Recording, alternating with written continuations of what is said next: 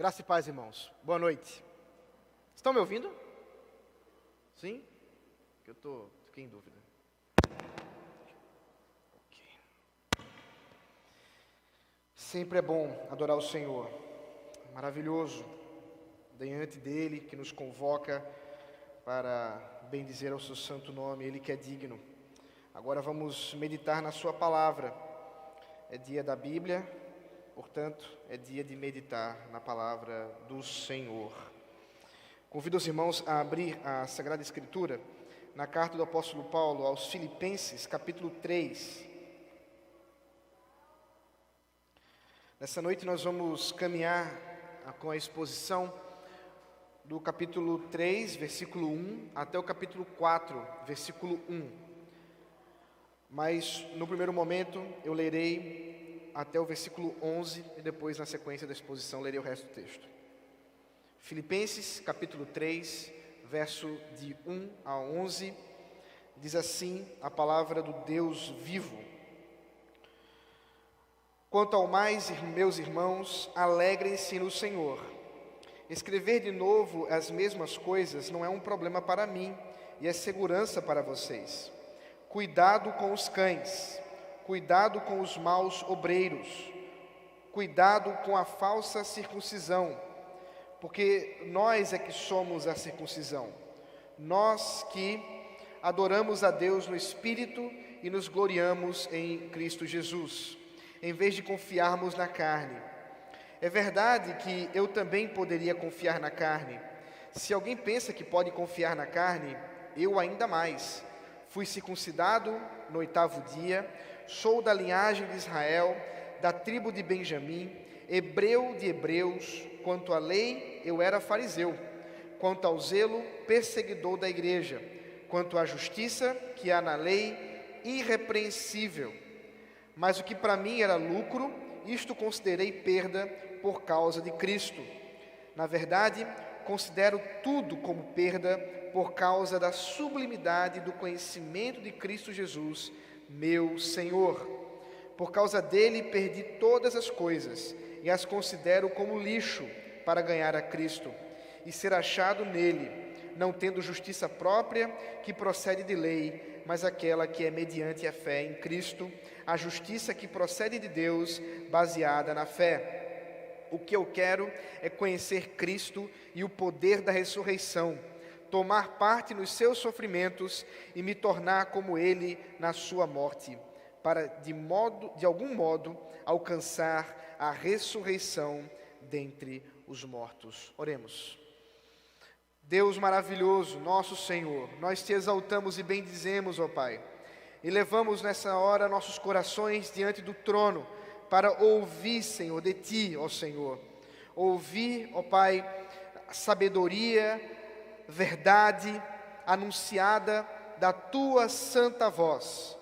Por isso suplicamos que o Senhor nesse momento esteja conosco a nos instruir pela Tua bendita palavra, em nome de Jesus Cristo. Amém.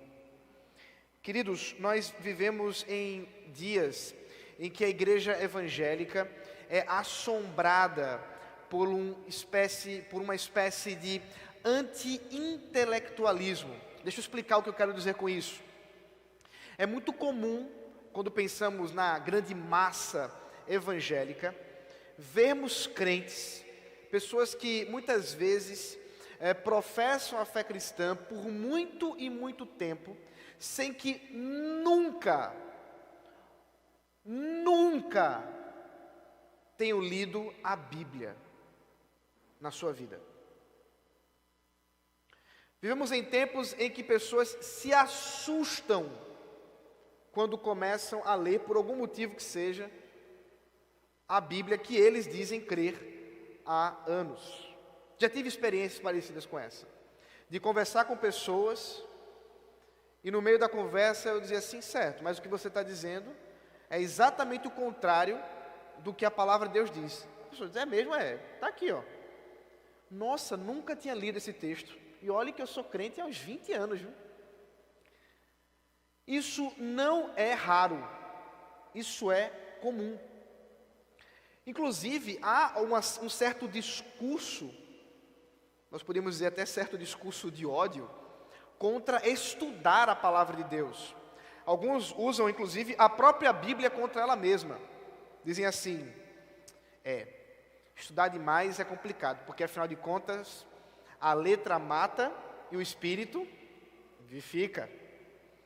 É óbvio que o apóstolo Paulo jamais tinha pensado nas Sagradas Escrituras e no estudo da sua palavra quando escreveu isso, se referia à lei do Senhor, mas isso é uma outra história. O ponto é que nós achamos facilmente desculpas para não nos aprofundarmos no estudo da palavra de Deus. Hoje, como já foi dito, é uma celebração, uma ação de graças pela Bíblia, pela escrituração da palavra de Deus. E nós temos o privilégio de termos a palavra do Senhor para a nossa língua portuguesa em uma diversidade de traduções. Você tem desde as paráfrases mais distantes do texto original, como a Mensagem, e a Bíblia Viva, até textos ou traduções mais literais, como aquela que já foi mencionada aqui, a Corrigida Fiel. Mas todos esses textos, todas essas traduções têm por objetivo, única e exclusivamente, dar-nos condições de ler a palavra do Senhor. Quantos aqui leem em hebraico e em grego? Pois é. Se alguém não tivesse dedicado a sua vida inteira para estudar grego e hebraico e traduzir o texto que nós temos aqui, você não teria nem condição de ler a Bíblia. Já imaginou isso? Alguém dedicou, não só alguém, mas uma comissão de pessoas, desde o nosso irmão, reverendo João Ferreira de Almeida, pastor reformado, português, holandês. Eu sempre menciono os holandeses, né? É uma predileção curiosa. Que dedicou a sua vida na tradução das Sagradas Escrituras e que nós temos, portanto, o privilégio de termos a Bíblia ao nosso dispor. E nós, muitas e muitas vezes, não dedicamos tempo no estudo da palavra. Quando muito, 10, 15 minutos numa leitura superficial, em que pouquíssima compreensão do texto é feita. Afinal de contas, nós estamos lidando com um texto. Textos precisam de interpretação, precisam de contexto, precisam de uma compreensão da forma como ele foi escrita e uma série de coisas. E nós temos preguiça. Nós temos preguiça. E realmente vivenciamos tempos em que quase que isso é louvável. É quase louvável. Por outro lado, nós estamos acabando de verificar uma porção da carta aos Filipenses, em que o apóstolo Paulo gasta um bom tempo falando sobre doutrina. A carta aos Filipenses é conhecida como a carta da alegria. Paulo estava preso em Roma, possivelmente, e escreve aos irmãos de Filipos, igreja amada, foi a primeira igreja da Europa, onde ele ali pregou o evangelho. Vocês já viram essa história, nós vimos em Atos. Se dedicou a iniciar ali a plantação da igreja. E ele, portanto, escreve, mesmo acorrentado, mesmo sob cadeias, com alegria no coração, para trazer alegria àqueles irmãos das verdades de Deus. E muitos temas são apresentados para que venham a trazer essa alegria. E agora, ele começa a falar sobre a alegria da palavra, a alegria da doutrina verdadeira. E ele faz isso quase que como um antídoto, ou como uma vacina para aquela igreja. Nós não temos relatos de que, como nós veremos daqui a pouco, a seita ou o grupo dentro dos cristãos chamados judaizantes já tinham força na igreja de Filipos. Nós não sabemos disso. Alguns, inclusive, chegam a pensar que essa porção do texto, por estar um pouco realmente fora do tom do apóstolo Paulo, nem mesmo é dele. Alguém colocou depois para enfatizar as doutrinas, mas é do apóstolo Paulo. Foi Paulo que escreveu isso aqui. E ele escreve para que a igreja esteja alerta de que há inimigos da fé que entram na igreja, pregam doutrinas heréticas, pregam distorções, e muitas vezes essas falsidades ganham corações, ganham a divulgação e cresce, inclusive, infelizmente. Hoje pela manhã mesmo, uma irmã chegou para mim e disse: pastor, eu ouvi na rádio alguém dizendo que Jesus, Deus, Ele não tem domínio sobre a alma, só sobre o corpo. A alma é nossa, a gente faz o que quiser com ela. Eu disse: minha irmã, isso é heresia. Ela disse: pois é, eu ouvi na rádio, teve outro pastor que ainda confirmou aquilo que o outro disse. Eu disse: são situações que nos encontramos. E se nós não estivermos confiados na palavra do Senhor, se nós não estivermos debruçados na verdade de Deus, podemos também cair em doutrinas falsas. É por isso que doutrina tem de ser levada a sério. Não caiamos nas mentiras de que você, como crente, não precisa estudar. Todo crente é um estudante, porque é discípulo do Senhor Jesus. E, portanto, precisamos conhecer a sua palavra mais e mais. Primeiramente, como eu já li, o apóstolo Paulo introduz um assunto que é muito caro para ele: a justificação pela fé. A justificação somente pela fé. Esse é um assunto que o apóstolo Paulo gastou muito mais tempo, por exemplo, na carta aos Romanos, na carta aos Gálatas, mas aqui, em apenas uma porção, apenas um capítulo, ele dedica isso a fim de que a igreja de Filipos não fique ausente desse assunto tão importante. Eles devem se alegrar no Senhor, e para ele mesmo diz, escrever essas coisas de novo não é um problema, afinal é uma questão de segurança. Observe versículo 1 ainda. Isso é uma questão de segurança para vocês. Como pastor, como apóstolo, ele está preocupado com a vida daqueles irmãos, e ele precisa assegurar de que falsas doutrinas não estejam ganhando força naquela igreja. E é por isso ele diz: vocês devem tomar cuidado com os cães. Isso aqui não tem absolutamente nada a ver com cachorro. Os cães, a expressão que Paulo está usando aqui, refere-se aos judaizantes. Cães era uma expressão comum entre os judeus para chamar os gentios. Ela era uma expressão forte, mas não era tão ofensiva quanto é para nós hoje. Dentro do contexto cultural, isso não seria um xingamento, por assim dizer, mas seria realmente uma expressão negativa. E Paulo agora faz uma inversão muito curiosa, porque se você observar, ele está chamando de gentio os judeus. Essa inversão é proposital, porque ele deseja mostrar que os verdadeiros seguidores da doutrina do Antigo Testamento, e portanto do grande judeu Jesus Cristo, são os cristãos. Enquanto que aqueles que negam o Messias, que negam o Yeshua, estes são os verdadeiros gentios, ou os cães, ou os verdadeiros pagãos. Essa expressão, portanto, essa crítica que ele fala da circuncisão, daqueles que se apegam àquilo que ele chama de força do corpo, da carne, são esses falsos mestres. Queridos, o grupo, a seita dos judaizantes, ganhou força logo no início do ministério dos apóstolos. Nós vamos encontrar, por exemplo, Atos, quando a igreja se reúne como um concílio, o primeiro grande concílio da igreja.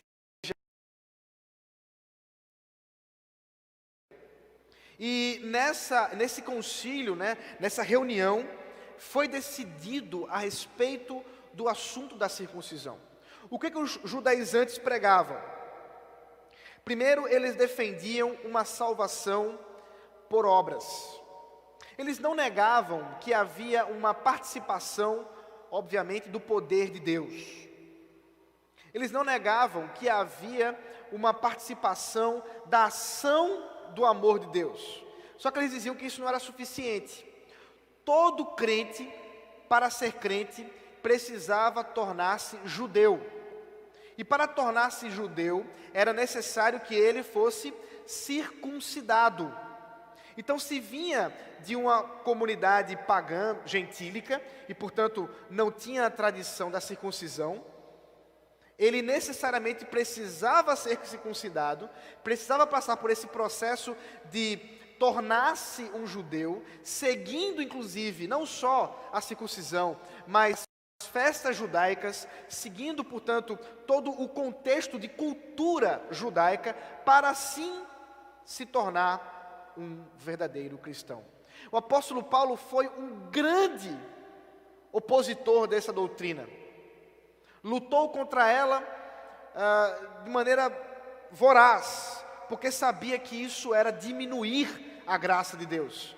Sabia que isso era o poder salvador da misericórdia e da graça do Senhor para as forças humanas. Eles defendiam, portanto, que essa circuncisão era o sinal dos redimidos. O apóstolo Paulo defendeu claramente que isso não era verdade. Que aqueles que foram redimidos pelo poder de Deus têm a sua fé demonstrada ao professar a sua fé em santidade, em uma vida nova, confiando no Senhor Jesus. E a circuncisão, portanto, foi abolida por Cristo. Agora, caberia a nós apenas sermos chamados por meio do batismo, do lavar com água, como um sinal dessa obra redentora de Cristo, mas não como a obra redentora em si. É por isso que para Paulo, ele entende que aqueles que estão defendendo essa visão, defendendo essa doutrina falsa, eles são pessoas que estão sob o juízo de Deus. São pessoas que confiam na sua própria carne, mas na verdade eles não são os verdadeiros judeus. Eu já mencionei isso anteriormente e eu insisto porque é um pouco chocante, eu sei.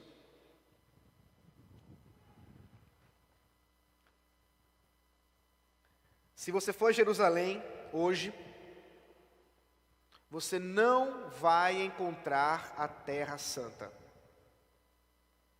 Jerusalém não é a Terra Santa do povo de Deus.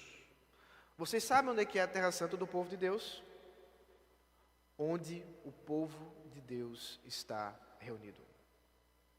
Aqui é a Terra Santa de Deus. Se você for a Jerusalém hoje, e você vai até o chamado Muro das Lamentações, que é uma porção externa do templo, que restou, você vai encontrar ali um sinal da maldição de Deus contra os ímpios, os gentios judeus, que defenderam a morte do Messias e que não creram na sua salvação. É por isso que Paulo diz: nós é que somos a verdadeira circuncisão. Nós é que podemos nos gloriar em Cristo Jesus, nele e não na nossa carne. Aqui está o contraste. Os judaizantes, esse grupo que defendia essa vinda por meio dos judeus, pensavam que havia uma glória na obra humana para a salvação. Mas aqui nós aprendemos e somos mais uma vez instruídos que a única forma de sermos salvos é confiando na pessoa e na obra de Jesus Cristo. E não há absolutamente obra alguma que você faça hoje para obter a salvação. Você pode entregar sozinho as 200 milhões de Bíblias dos Gideões, e assim mesmo você não será salvo, porque só há um meio para ser salvo: pela graça do Senhor Jesus Cristo, pela ação soberana do Deus maravilhoso e amoroso, na operação sobrenatural de Cristo Jesus, em transformar o nosso coração pecador em um coração de adorador. Só Ele pode fazer isso. Não há esforço humano, não há glória humana, não há do que se orgulhar. É por isso que ele vai contar a sua história, porque ele diz: bom, eu até poderia me orgulhar, não é mesmo? Dentre os judeus ou dentre os cristãos judaizantes que se orgulham, eu poderia fazer isso também, diz o apóstolo Paulo. Afinal, eu fui circuncidado ao 8º dia, sou da linhagem dos Lira, ou de Israel, da tribo de Benjamim, hebreu de hebreus. Não há do que se orgulhar, porque não podemos ser salvos através de sobrenomes.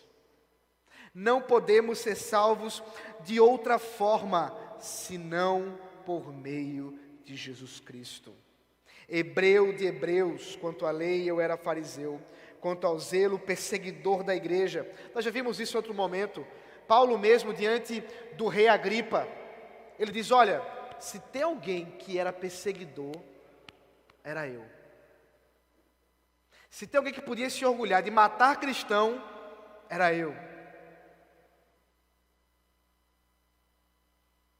Porém, não há nada meritório nisso, porque tudo isso, ele diz, eu considero como lixo.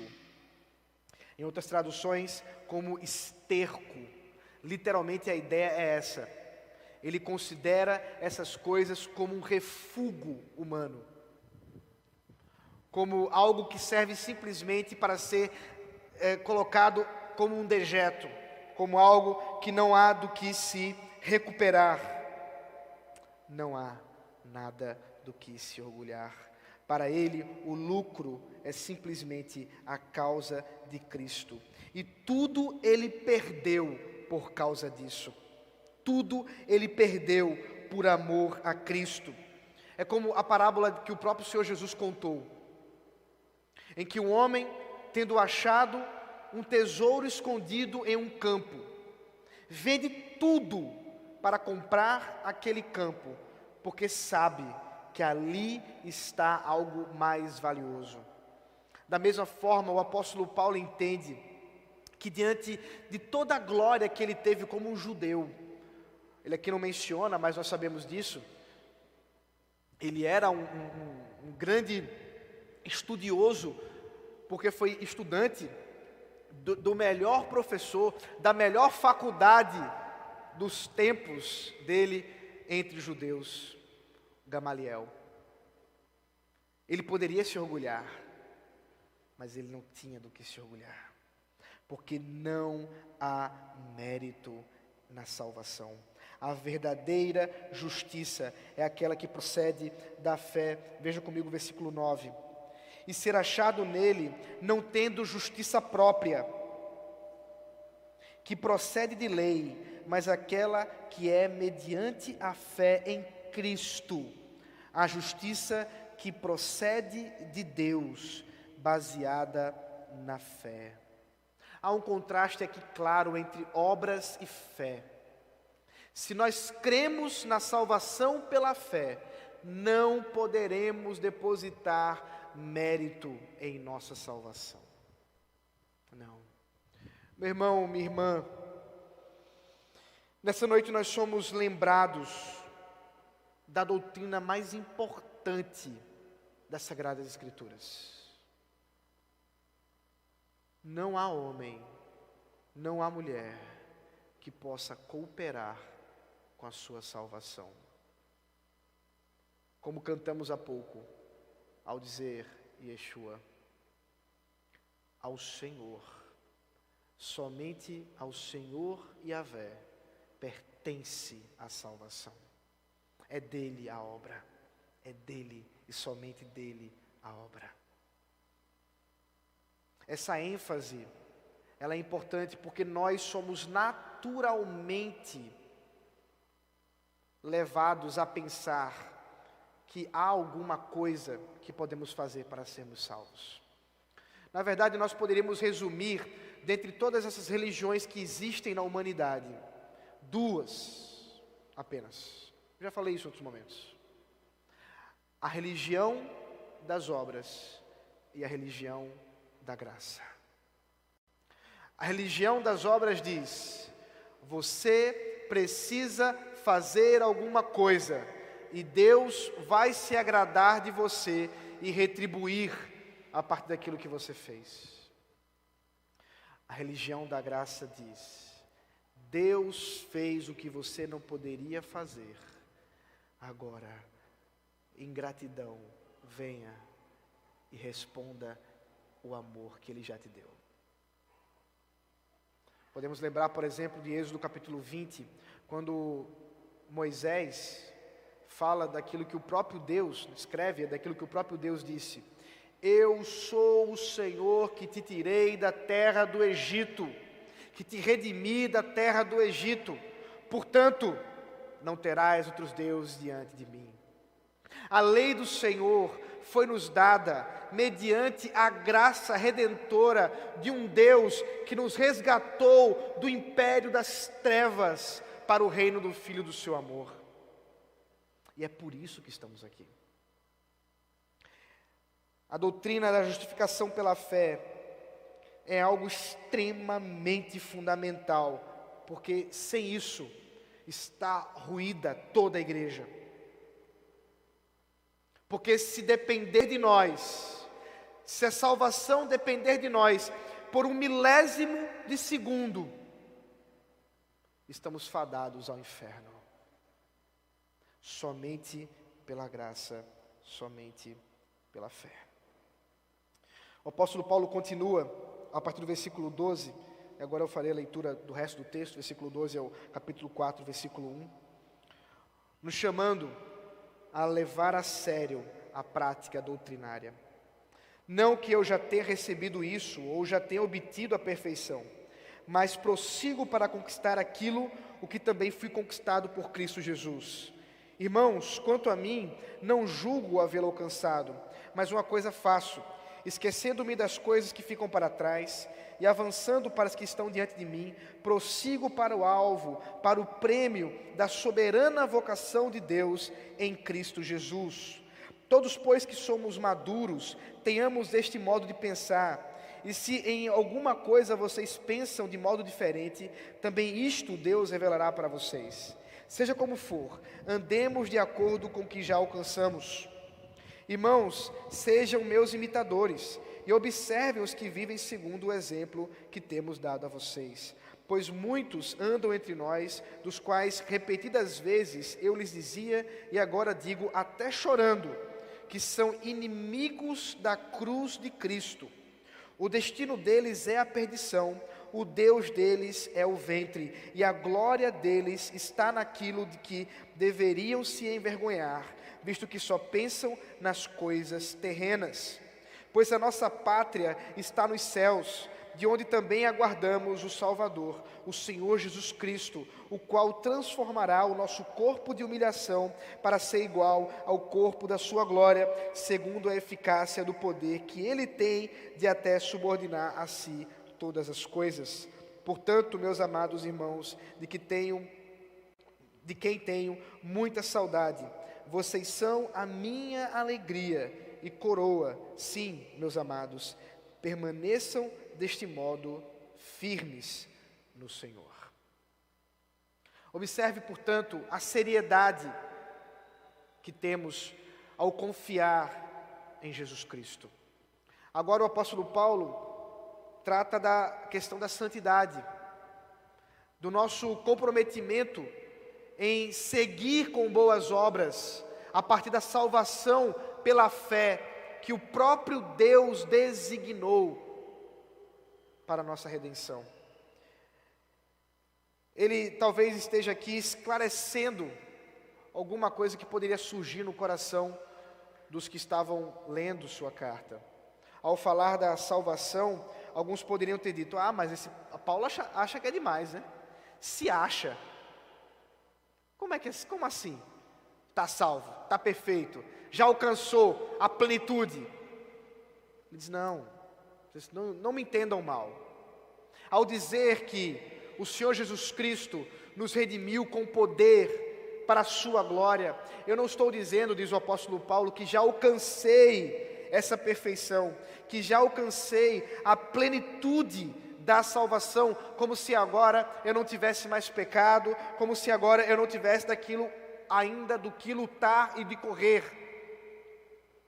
Veja como o equilíbrio doutrinário é importante, queridos irmãos. Enquanto alguns defendem uma vida de libertinagem, pensando: não, Deus é amor, é graça, tudo é pela graça, não há lei, façamos como quisermos, Deus é quem nos salva. Outros dirão: não, você tem que seguir ponto por ponto, senão você não será salvo. E se você só vai saber que vai ser salvo no último suspiro da sua morte. Esses dois extremos estão equivocados a respeito da doutrina das Sagradas Escrituras. A verdade de Deus revelada é clara em nos dizer que somos salvos pela obra graciosa de Cristo Jesus, mas ao mesmo tempo somos chamados a viver essa salvação. E é de nossa responsabilidade buscar pureza e santificação, lutando contra o pecado. Ele diz: esquecendo das coisas que para trás ficam, avançando para o alvo, abandonando o pecado, todos os dias, buscando nos arrependermos de todas as nossas obras más, confiando no perdão de Cristo e sabendo que Ele nos chama todos os dias para uma obra santa, para uma vida santa. E esse é o alvo, o prêmio que Ele diz da soberana vocação de Deus em Cristo Jesus. Esse é o nosso chamado. Esse é aquilo que Ele nos chamou. Então, Paulo, de maneira muito curiosa, a palavra é a mesma. Versículo 12 ele diz assim, preste bem atenção: não que eu já tenha recebido isso, ou já tenha obtido a perfeição. Aí no versículo 15, ele diz assim: todos, pois, que somos perfeitos, todos que somos maduros, é o que diz a nossa tradução, mas literalmente ele está falando a mesma palavra. É curioso isso, porque ele acabou de dizer que não é. E como é que agora que ele está dizendo que é? Alguns comentaristas acreditam que Paulo estava aqui fazendo uma crítica a alguns da igreja de Filipos que se achavam acima dos outros. Eu já ouvi uma história de uma mulher que disse assim: eu estava numa conversa, numa roda de crentes, e a esposa, ela deve amar muito seu marido. Ela disse assim: olha, o meu marido, ele alcançou uma santidade assim, que é acima de todo mundo. Rapaz, muito perigoso, né?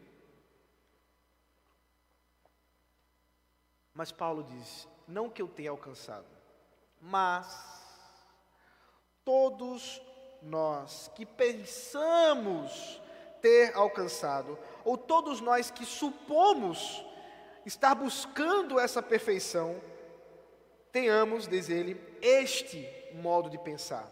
É uma exortação, dizendo: olha, se você realmente está caminhando para o alvo do prêmio da soberana vocação, o seu modo de pensar é esse, em confiar na graça do Senhor e não nas suas obras.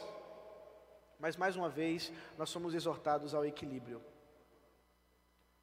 Paulo diz: olha, mas nem todos compreendem isso. Veja, pois todos que somos maduros, temos este modo de pensar. E se em alguma coisa vocês pensam de modo diferente, também isto Deus revelará para vocês. Seja como for, andemos de acordo com o que já alcançamos. Paulo entende que nem todos compreendem isso com clareza, que isso realmente é uma doutrina difícil. Nós sabemos disso. Quantos de vocês já lutaram internamente para entender a ideia da soberania de Deus na salvação? Ele diz, olha, muitos ainda não alcançaram a compreensão, mas Deus revelará. Deus revelará. Mas seja como for, andemos em conformidade, em coerência com aquilo que já compreendemos. Como um bom professor, Paulo entende que há níveis de compreensão, há níveis de entendimento. E alguns ainda demoram para compreender, alguns ainda esperam certa obra para poder salvar-se. Deus, ao seu tempo, tudo esclarecerá e revelará. Ande conforme o seu entendimento. Ande em coerência. Mas ele continua. Porém, vocês têm 2 modelos para seguir. Preste bem atenção. 2 modelos. Vocês podem ser os meus imitadores, diz Paulo, ou vocês podem ser imitadores destes inimigos da cruz de Cristo. Existem 2 modelos. Paulo, de modo algum, está arrogando para si a arrogância de pensar ser ele uma espécie de modelo exemplar de cristão. Não é isso. Ele só está convencido de que a palavra de Deus revelada a ele e por ele anunciada é de tal forma que é fundamental que aqueles que creem no Senhor Jesus Cristo sigam o caminho de bons mestres, se conectem com bons mestres, com bons modelos, com bons professores, com bons pastores, e se afastem dos pastores maus, inimigos da cruz. E para que isso fique bem claro para essa igreja, ele diz, olha, sigam o meu exemplo. Sigam isso que eu estou explicando para vocês. Sejam meus imitadores. Observem os exemplos.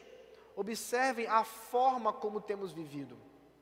Esse argumento é o mesmo, ou muito parecido com aquilo que o apóstolo João, na primeira carta, aqueles que acompanharam conosco as nossas devocionais na primeira carta de João, vai também falar sobre isso.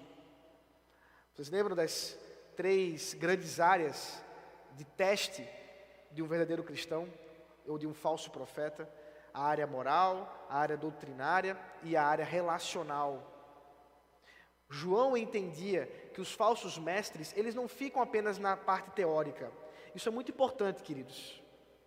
A falsa doutrina não é simplesmente uma questão teórica, ainda que ela possa, de uma certa forma, começar teoricamente. Mas ela vai para a prática. Nós temos aqui irmãos que vieram da Europa, estão aqui nos visitando. O presbítero aqui, o presbítero Ardeval. E a gente conversava sobre algumas questões da luta, da frieza espiritual que a Europa se encontra hoje.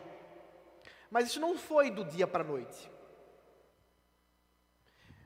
Século XVIII, nós temos a influência do racionalismo para a interpretação das Escrituras, uma forte descrença a respeito de milagres, a respeito da palavra de Deus como inspirada, e finalmente a ponto de isso entrar não só nos seminários, mas isso entrar nas igrejas, onde você, pasmem, como por exemplo na Alemanha, como pastor, pelo menos pastores luteranos, a igreja por ser estatal, é uma questão de serviço público, você encontrar pastores ateus.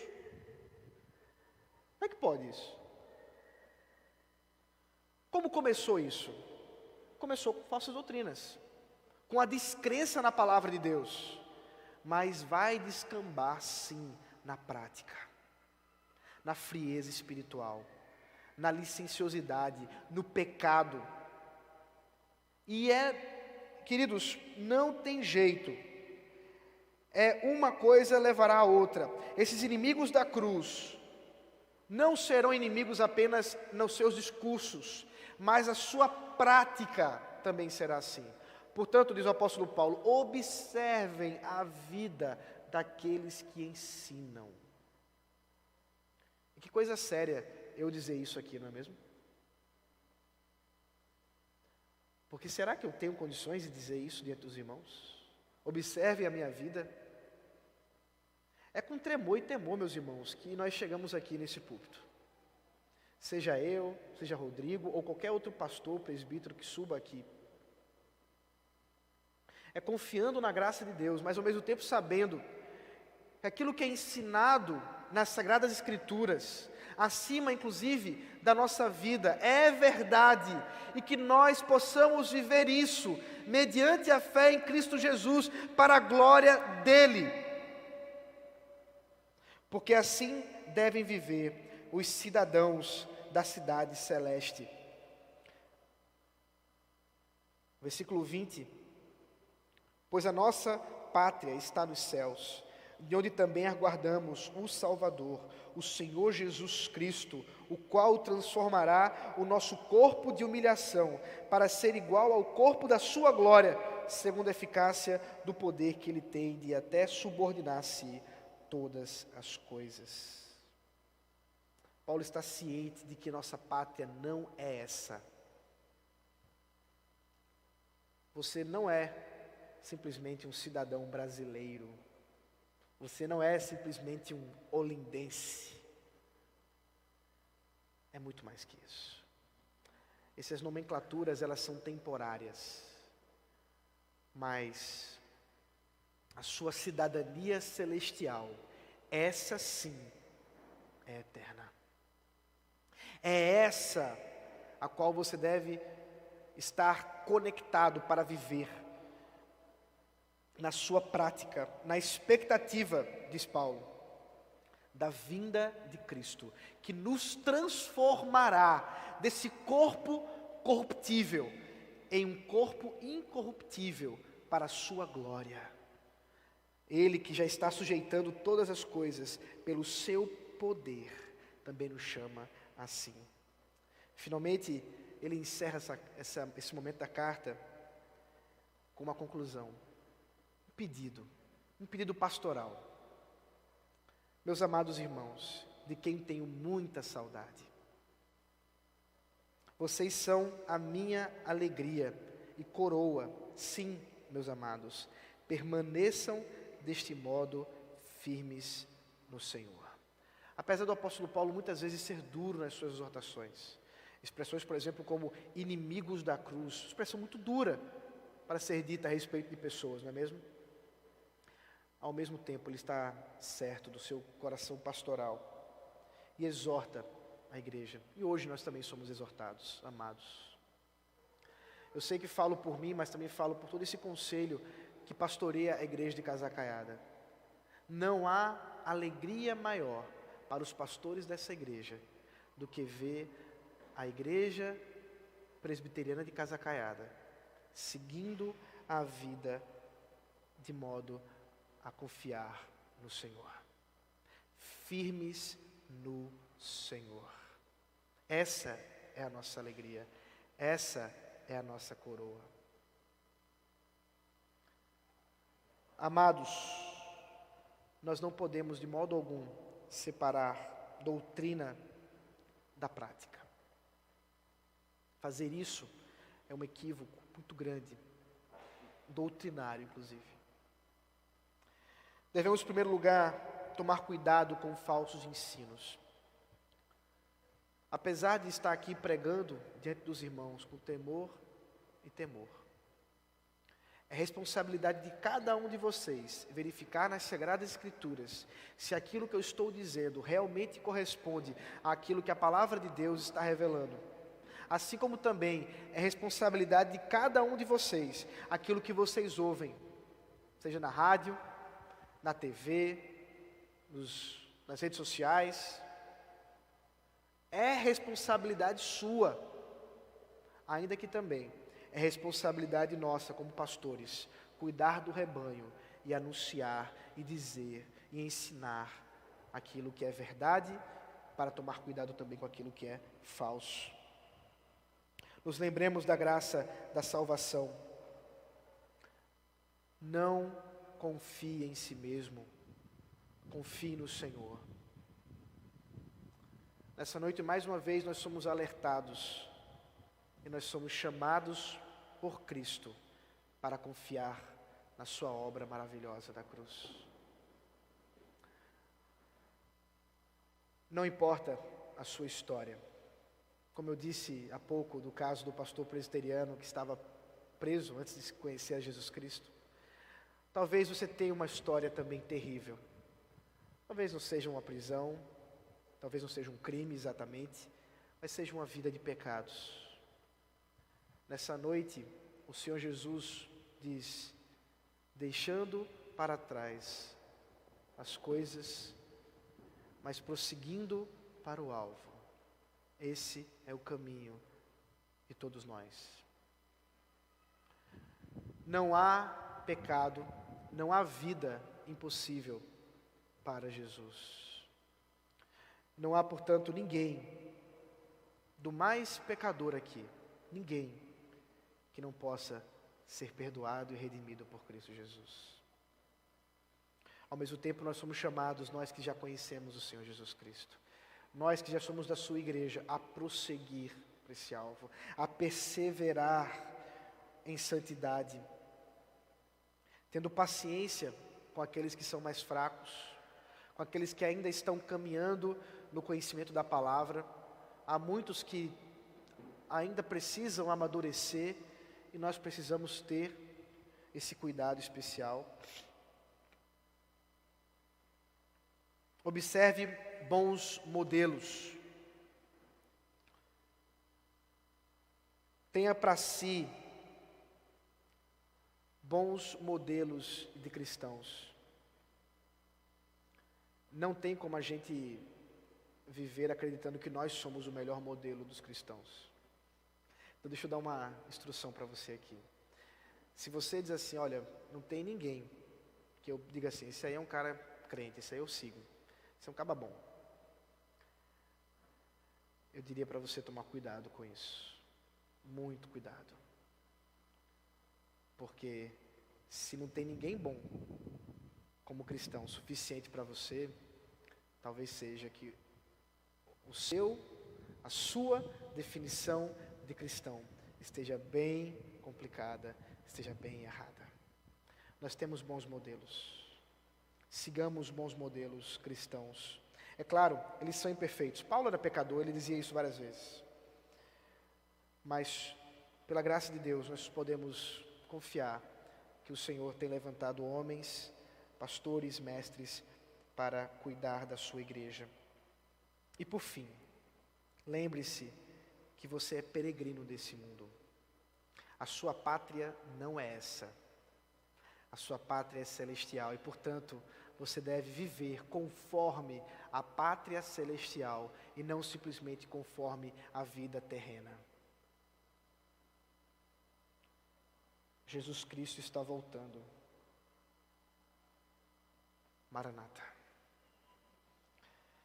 Deus maravilhoso, nós te agradecemos pela tua palavra bendita, pela instrução que o Senhor nos dá nessa noite.